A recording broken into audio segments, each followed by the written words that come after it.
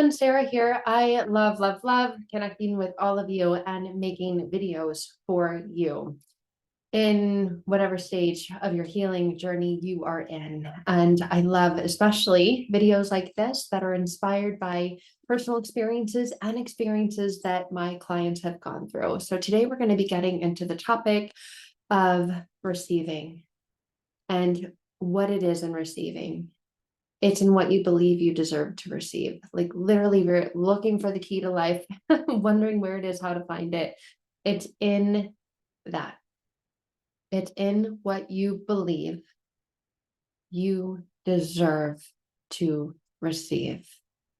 What if you saw everything you received as something that served you? All of it. The good, the bad, the high, the low, all of the in-betweens, the black, the white, all the 50 plus shades of gray. What if you saw everything you received as something that served you? It's in that. It's in everything that you receive. And in the receiving of that, it's in what you believe you deserve to receive. So many of us with inner unhealed wounds from our neglectful or emotionally traumatic or abusive past are very jaded, very distorted, very kinked up, very knotted up, very tightly bound up beliefs about ourselves and beliefs about what we deserve, what we believe we deserve. We're constantly receiving. We're either receiving or rejecting, but in the rejection, there has to be a receiving of something that we say, no, I'm going to reject that. We receive a compliment. Let's say we've been working really, really hard on getting enough sleep, drinking enough water, eating well, quote unquote, doing all the right things. And we start to really feel good. We start to look good. We start to speak differently. We start to walk differently. We begin to act differently. And someone comes along, someone who knows us or someone who doesn't, perhaps a complete stranger. Let's take the example of both. And they see you and they connect with you and they compliment you. Maybe they compliment your sweater, your shirt, that they really like it. And your immediate thought is a rejection of that acceptance of the compliment is, oh, this, oh, I've really not, I've had it forever. Actually, it's really big on me. And you reject that because what you believe you deserve to receive is rejection. I don't look good.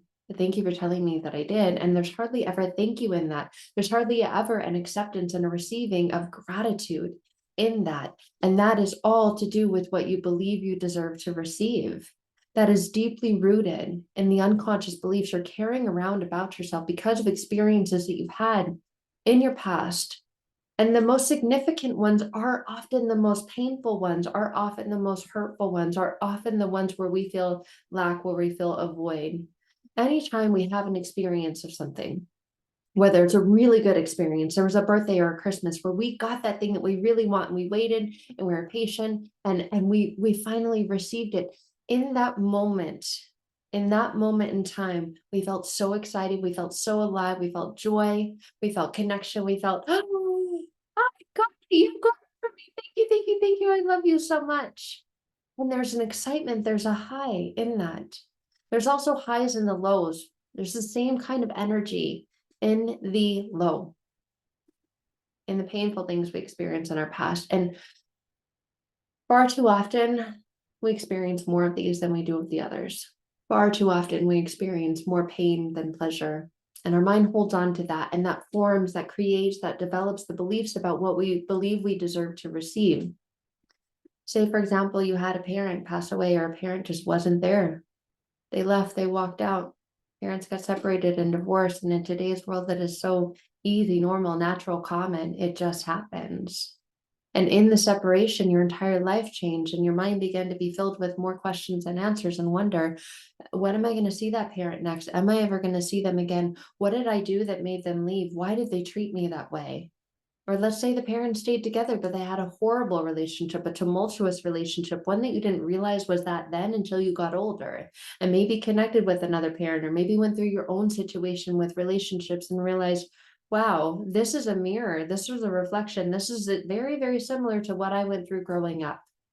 And what I went through growing up left me feeling horrible. It left me feeling confused. It left me feeling misunderstood. It left me feeling like I don't matter. I don't have a place. I don't belong, that I could never, ever do anything right.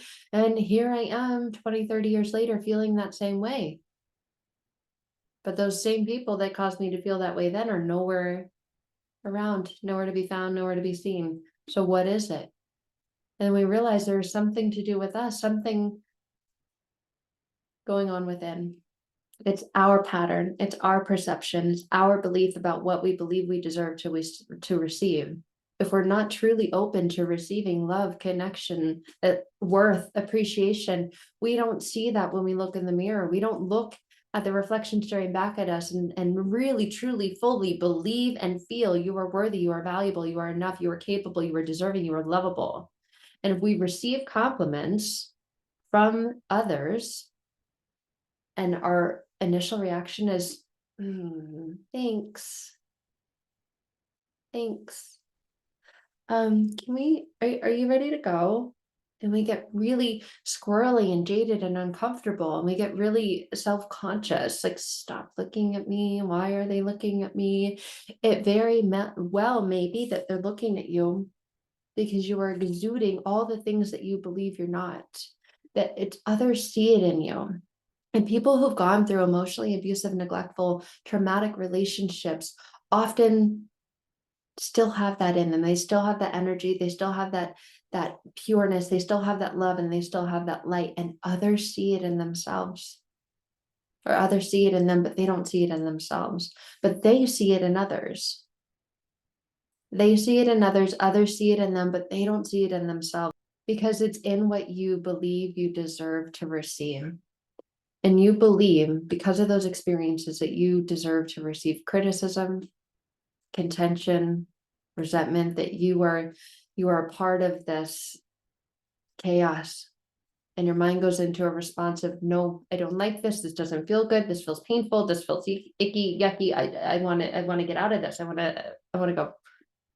And the same thing when you come into something that you're not used to receiving, you're not comfortable receiving, it feels unfamiliar, something like a compliment, something like pure genuineness, a gift, your mind will immediately and automatically go into rejecting it, because you believe that you deserve to receive rejection.